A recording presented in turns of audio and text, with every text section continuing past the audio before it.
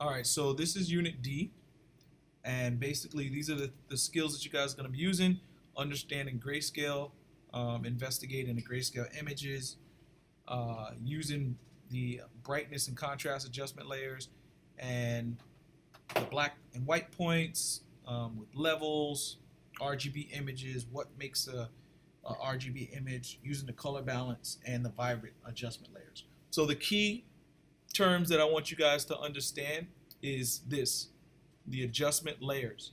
So using the adjustment layers, this is what's going to help us change color, which is called a non-destructive effect.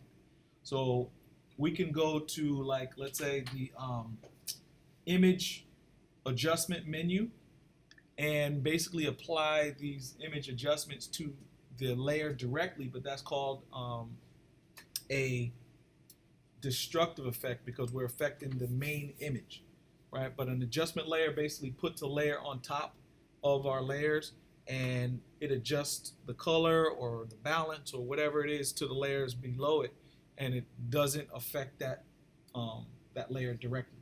So that's called the non-destructive effect.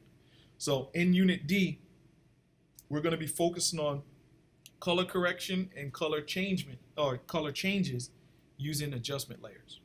Okay, let me go up here and just take a look at this. It says Photoshop offers many practical adjustment operations to improve characteristics of the image with their color, the contrast, and overall effect. An adjustment layer is called a non-destructive effect because it exists on a layer on the panels that allows you to apply adjustments to images. Okay, so this is exactly what I was talking about. So on your own, you're going to go in detail in terms of doing some of these practice images, but in here today, I'm going to show you an example of one image that we're going to adjust using adjustment layers, and then you're going to take that to do the rest of the things on your own. Okay, so before we do that, we're going to take a look at understanding grayscale, and I'm going to quickly go through what the book talks about when we talk about understanding grayscale. And then again, because of the time that we have, you guys are going to have to go through this information, page by page, but I'm going to do an overview of what this is going to entail. Okay, so the first thing that I wanted to talk about quickly is understanding how a grayscale image works. A grayscale image basically takes the range of 0 to 255, and 0 being black and 255 being white. All right, so each one of these things in between give you the scales of black to white, so you have all those shades of gray in between. That particular I guess example is illustrated in the form of these pictures and these documents that we have in Photoshop from our book. So we would take a look at this image, and then there's this grayscale bar on the side, and we use the eyedropper to know where the bright points of the image are, where the dark points of the image are, and then this info palette allows us to see the readings and how we determine where the different values fall within that image. All right, so this takes you step by step, and then also in these panels or these call out menus when you see these on the pages, this kind of gives you a little bit more in-depth information on what to look for when you're looking at these images. So it says choosing settings on the info panel. So this information panel has different properties that you can access right here in the options box. So when it tells you to open up the options, it's going to be in the right hand corner of the panel. And so right now, knowing what we know in terms of what we just saw in the previous page, which was here, 0 is black, 255 is white. When I go to this image and I see the readout saying 240, 240, 240, which area is that going to be closer to, white or black? White, right? So now, why is this important? This is important because if it's all the way to 255, then it's going to be what's called blown out. That means it's going to be too bright, right? If it's all the way to 0, unless it's intended to be, like right here, then it's going to be completely black. So if you have images that you take with your phone, or if you're into photography in terms of, like, you know, taking really nice pictures, and you have, let's say, a black and white image, you want to know that those values of the highlights shouldn't be all the way up to 255, and then some of them, unless they're intended to be black, you know, completely black, shouldn't be all the way at 0.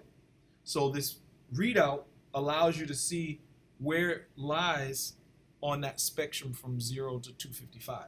So that's the importance of how a grayscale image is being read in terms of how close to white or how close to black it is. Okay. On this particular page, this talks about the highlights, shadows, and midtones, and how we use what's called levels to adjust some of those things. And it talks about continuous tone and basically how we make adjustments to posterize or level slider, things like that. We used posterize in the last project because we changed different colors of an image. But then this particular case, what we would use posterize for is to take this image, posterize it, set our posterized level to 3, and then basically what it would do is it would break this image down into 3 separate colors, which is black, gray, like a dark gray, and white. So that posterize effect would show you the ranges that you would have for highlights, shadows, and midtones. So with the info palette and our eyedropper tool, if we put our mouse over this image, it would show us the range from 0 to 85 for black, 86 to 170 for gray, and 171 to 255 for white or highlights. So to get or recognize something as a good midtone value or shadow value or highlight value, you would recognize a grayscale image within these range of number values. All right, so from 86 to 170, somewhere that fits in the middle of that range, that's going to be a good midtone value.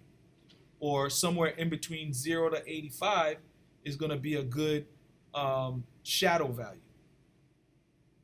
Somewhere between the range of 171 to 255 is going to be a good highlight value, right? So that mid-range of numbers allows you to get a more effective grayscale value image. And again, this is important because if you are making adjustments to color or lightness or darkness or just in general, now you're not doing it just by your eye, but you're doing it by the numbers.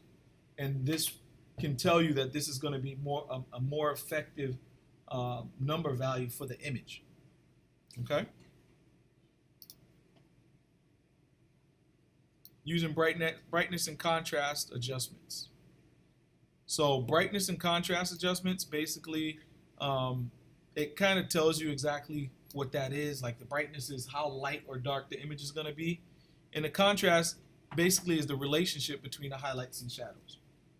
So in here, we're going to try this out, but in here, basically, we take an image that looks like this, and we use an adjustment layer to increase the contrast and the brightness, and then we move from this being a kind of overall gray image to something that makes it look like it pops. So we're improving the image using the brightness and contrast of adjustment layers. And we'll try this in a minute. This one is adjusting black and white points using an adjustment called levels. And the levels looks like this. And At first glance, this is kind of like I don't want to say a scary image, but it's intimidating because you don't know what that is. But it's very simple once it's broken down for you. So the black slider is your shadows, the gray slider is your midtones, and the white slider is your highlights. This thing in the middle is called a histogram, and the higher it is, that means that's more intense for this particular slider or in between shadows and midtones. So that means it has a high level of tones within this range, and it has a low level of tones, going towards the highlights. So that means that that image is more towards shadow than it is towards highlight. These two sliders below are the overall brightness and contrast of the image. So if I slide the white value all the way this way, it's going to turn the whole image completely black. If I slide this layer or this slider to the right, it's going to turn the whole entire image white. Right? So now, just by kind of explaining that a little bit more, this is not that scary. Right? So this is called your levels. And this is basically adjusting the black and white points to make it more consistent for the image. And again, we'll try that in a little bit. This is a good kind of explanation of how it works and why it does what it does. So you definitely want to take a look and read that. Okay, so we're going to try this. This is adjusting the midpoint.